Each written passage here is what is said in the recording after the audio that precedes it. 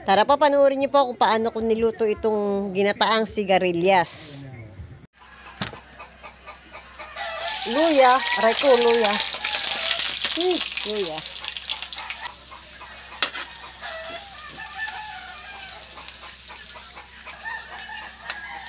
Bawang. Garlic. Onion.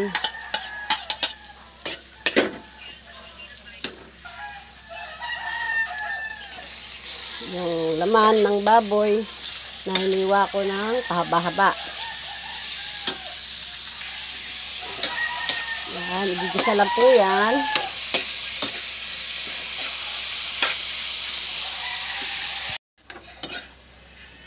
Pag medyo brown na, naigisa ko na ng mga 2 minutes. Sa bawang sibuyas, luya, ilagyan ko po ng patis. Takpan ko lang po para daling lumambot. Lagay ko na po itong pangalawang piga ng gata. Ilagay din po ako ng konting turmeric powder. Konti lang, pampalasa lang.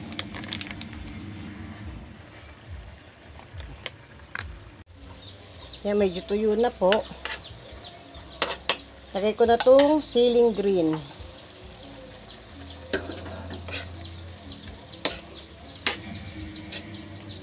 Kaya rin po niya, lagay ko na rin itong kakong gata. Ito yung unang piga po ng ng niyog. Lagay ko na lahat. Lagay ko na nga rin po itong siling maanghang. May sili po bang hindi maanghang? Siling bango. Yan, sunod po, ilagay ko itong sigarilyas. Yan, ginataang sigarilyas. Maglagay din po ako ng konting asin. Wala kasi nabibiling alamang dito. Sarap sa ginataan, may alamang. Kaya lang, madalang ko magkaroon dito ng alamang. Medyo luto na po. Maglagay na po ako ng suka. Para di agad mas panis.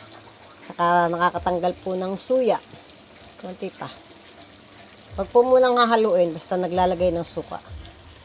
Mga kalahating minuto or 1 minuto bago haluin. Ayan, pwede na pong haluin. Luto na yung suka. Sarap.